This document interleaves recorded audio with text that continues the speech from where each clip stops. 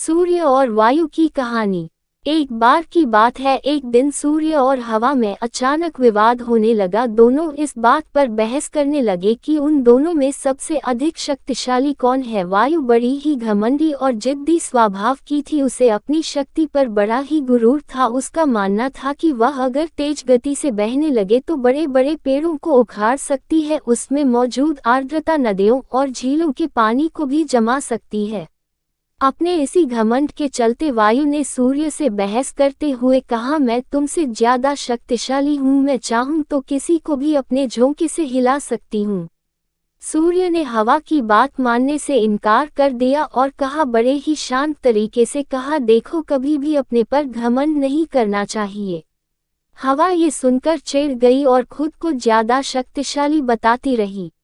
इस पर दोनों आपस में बहस कर ही रहे थे कि उन्हें तभी रास्ते में एक आदमी दिखाई दिया। उस आदमी ने कोट पहना हुआ था। उसे देखकर सूर्य के मन में एक योजना आई। उसने हवा से कहा, जो भी इस आदमी को उसका कोट उतारने के लिए मजबूर कर देगा उसे ही अधिक शक्तिशाली माना जाएगा।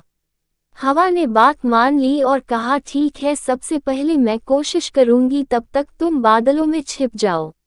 सूर्य बादलों के पीछे छिप गया। फिर हवा बहने लगी, वह धीमे धीमे बहने लगी, लेकिन उस आदमी ने अपना कोट नहीं उतारा। फिर वह तेजी से बहने लगी। हवा तेज होने की वजह से उस आदमी को ठंड लगने लगी और उसने अपने कोट से शरीर को अच्छे से लपेट लिया। बहुत देर तक ठंडी और तेज हवा बहती रही, लेकिन उस आदमी ने अपना कोट नहीं उतारा। अंत में हवा थककर शांत हो गई। इसके बाद सूर्य की बारी आई। वह बादलों से बाहर निकला और हल्की धूप करके चमकने लगा।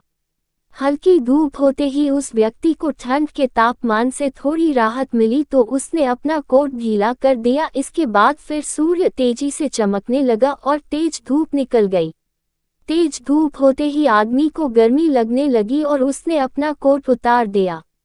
जब हवा ने ये देखा तो वह खुद पर शर्मिंदा होने लगी और उसने सूर्य के सामने अपनी हार मान ली। इस तरह घमंडी वायु का अहंकार भी टूट गया। कहानी से सीख, खुद की योग्यता व ताकत पर कभी घमंड नहीं करना चाहिए, क्योंकि घमंड करने वालों की कभी जीत नहीं होती है।